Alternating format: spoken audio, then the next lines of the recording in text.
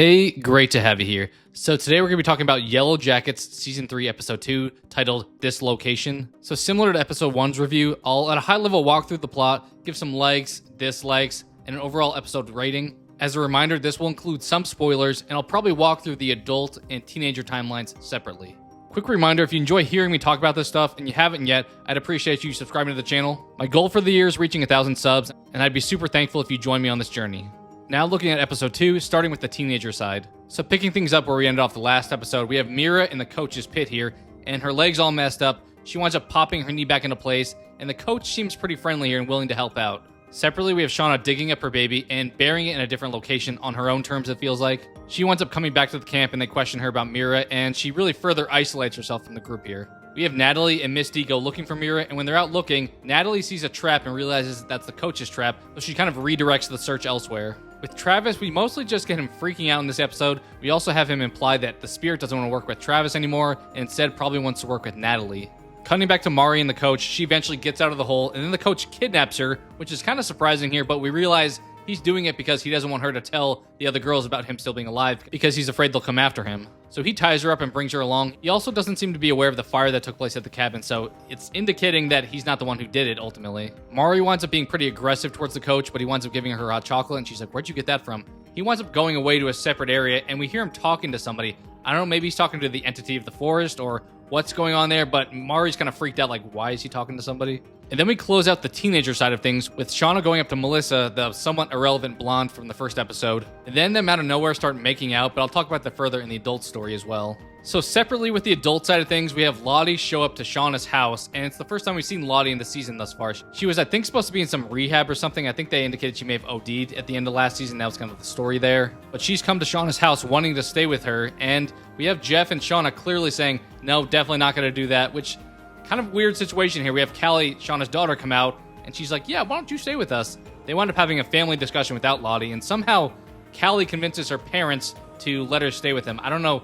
Realistically, that felt a little bit strange because obviously typically parents are the ones that are deciding what's going on in the household, and definitely when there's two of them with one opinion, that pretty much supersedes everything. But somehow, even though they have the opinion, don't have Lottie here, and Callie has the opinion do, we wind up going with Callie's plan here. So I thought that was a little strange. We then separately get a romance scene with Thaisa and Van, which leads to Van cutting her foot. She wants to go back to the restaurant and pay for the meal that they dine and dashed, but Thaisa's like, you go to urgent care, I'll handle the restaurant. We then cut to the final member of the group with Misty, and she's hungover from the prior night, and she gets woken up by Walter, and Walter's made her breakfast. He really tries to indicate her friends aren't the greatest, but then Shauna calls and asks Misty to come over, so she bails on Walter to go hang out with Shauna. However, on arrival, Misty realizes that they wanted Misty to come over just to take care of Lottie and separate Lottie from Callie, while Jeff and Shauna go out to dinner. We get a brief scene with Ty at the restaurant. She has the realization that the server that was chasing after them wound up dying. She then bolts from the restaurant. We then get a collection of scenes back at Shauna's house with Misty, Lottie, and Callie. This is probably my favorite group of scenes within the episode, where you have them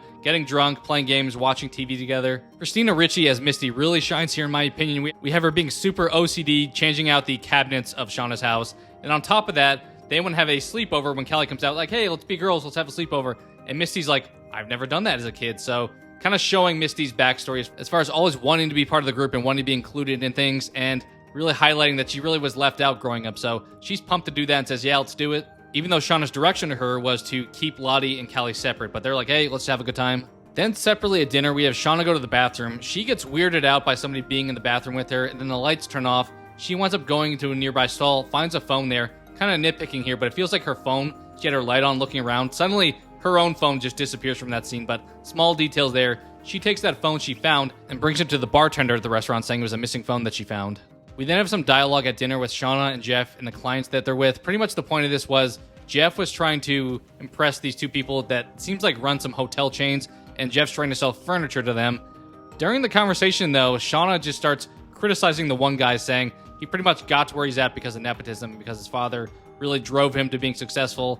And we have the guy kind of fighting back. Honestly, the acting by the client that she's insulting is not the greatest here in my opinion. It's a little bit weak and feels a little bit fake here and there, but she winds up really letting that guy have it and then winds up walking away, which beyond trying to set up a plot, I don't know why Shauna really joined Jeff for this dinner, because she wound up just having a bad time and not wanting to be there and sabotaging everything. Really the whole point of her being there, I feel like, was to find that phone in the bathroom, so we just gave her a reason to go there, and have her call Misty to take care of Callie and Lottie just feels like kind of an intentional plot that didn't really make sense to do other than trying to drive the plot forward. So feels a little out of place, especially because, as I said, Shauna didn't feel like she really wanted to be there, so she really just ruined everything for Jeff at this point. They wind up coming home, and Shauna gets really pissed at Misty for being totally drunk, and Callie and Lottie are hanging out together. Misty then drives home drunk, which kind of validates Walter's point about her friends not really having her back and just kind of using her here and there, so giving him some supporting arguments there. When her and Walter start fighting, she really gets in an argument, starts yelling at him. He seems pretty reliant on her in the relationship and needs her a lot more than she seems to need him, at least based on how she's acting. Separately, we cut to Ty and Van having dinner, and Ty doesn't tell Van anything about what happened at the restaurant. We then close the episode out back at Jeff and Shauna's house, and Jeff's super frustrated with Shauna. Shauna winds up grabbing her phone though and calls the restaurant. Kind of funny scene here, kind of dry humor once again with Shauna's character, but she's asking the restaurant, hey, did somebody pick up the phone that I left? And trying to inquire who may have picked up the phone because she's curious about what happened there ultimately. It wasn't explicitly stated as far as who picked up the phone, but from the flashback combinations, we get the idea that this was Melissa, the girl in the flashback. She was infatuated with Shauna. So it sounds like that character may still be alive at this point and is re-entering the plot as the adult side of things. Once again, not confirmed, but definitely feels strongly implied. So now jumping to some of the positives that I found in the episode. So the first one being, we started to develop other storylines outside of the grieving Natalie situation that we had in episode 1. Secondly, we had Misty, who really shined in the episode. I felt like whenever she was on screen, it was just a fun time and enjoyable watch. And then third, the comedy probably worked a little bit better in this episode than the prior one. So jumping into some of the negative sentiment that I have for the episode. So the first one being, this show still somewhat struggles, in my opinion at least, with making the characters likable. Maybe they're not supposed to be likable. It's definitely a hard proposition to put out there with girls eating each other Lord of the Flies style. But it just seems like they fail to capture the charm of somebody like Dexter, who does bad things, but we're really rooting for him throughout the episode. Maybe it's because Dexter, we have one character that we're focusing on for the entire show, whereas here we have a group of characters with mixed morals, and it doesn't really feel like we spend enough time with one of them to really get attached to them. So that just may be my opinion there. It just seems like none of these characters I'm really rooting for necessarily, and they're just kind of all on equal footing, sometimes doing good stuff, sometimes doing bad stuff. Second, on the negative side of things, the teenager storyline is still somewhat less interesting to me compared to the adult side of things. Maybe because there's somewhat of the prequel dilemma there where you have the adults that are in the future, and obviously the kids are going to grow up to be the adults, so some of that stuff is predictable at this point. Granted, at this point, I'm still a little bit mixed on who I think is going to be alive in the adult side of things because they kind of keep adding characters as being potentially alive on the adult side, so they're kind of keeping it somewhat interesting, but it feels like overall they're more limited on what they really can do as the teenager sides, as opposed to the adults, which really grow into the future, into the unknown. And then third on the list for negatives, some characters don't feel like they really have anything to do here. So we have Walter, for example, who I really like Elijah Wood as an actor, but it doesn't feel like he really has anything to do in this season thus far. He's really just kind of Misty's shadow at this point. I somewhat lean towards them maybe killing him off this season because of that. But at the same time, Misty was traumatized at the end of season 2 with killing off her friend.